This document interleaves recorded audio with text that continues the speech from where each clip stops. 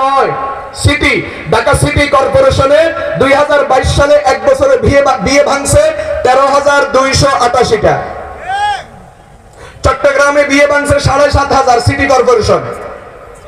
এটা তো গেলে 2022, এরপরে 2000, গত বছর 2024, 25-এর না, 25-এরটা এখনো পাই নাই, 25-এর আগেরটা 2024। ঢাকাতে এক বছরে বিয়ে ভাঙছে 15,500, চট্টগ্রামে এক বছরে বিয়ে ভাঙছে 9,000-এর কাছাকাছি। চাঁদপুর জেলা এক বছরে বিয়ে হয়েছে 14,000, এক বছরে বিয়ে ভাঙছে 8,000। কুমিল্লা জেলা এক বছরে বিয়ে ভাঙছে তাও 8,000 থেকে 100 কতটা বেশি, ওইটা বাদ দিলাম 8,000। চুয়াডাঙ্গা জেলা এক বছরে বিয়ে হয়েছে 8,000, এক বছরে বিয়ে ভাঙছে 5,500।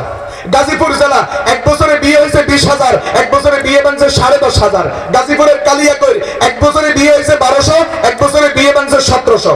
রংপুর জেলা এক বছরে বিয়ে ভাঙছে 6,500। ময়মনসিংহ এক বছরে বিয়ে ভাঙছে 7,000। খুলনা এক বছরে বিয়ে ভাঙছে 2,000। সিলেট সিটি কর্পোরেশন এক বছরে বিয়ে ভাঙছে 2300। নোয়াখালীটা ঘাটাঘাটির জন্য অনেক চেষ্টা করছি, আমার প্রাণের নোয়াখালী, আমি যেই মাটির সন্তান ওই মাটির অবস্থা কি, অনেক খোঁজাখুঁজির পরে পাইলাম নোয়াখালীর সংখ্যা কত এটা জানা যায় না, কোন জার্নাল কোন রিপোর্ট এটা পেশ করে নাই। তবে এতটুকু বলছে নোয়াখালী আগাইয়া আছে, পুরুষেরা দেওয়া লাগে না, বেরিরাই দিয়ে চলে যায়। নাউজুবিল্লাহ।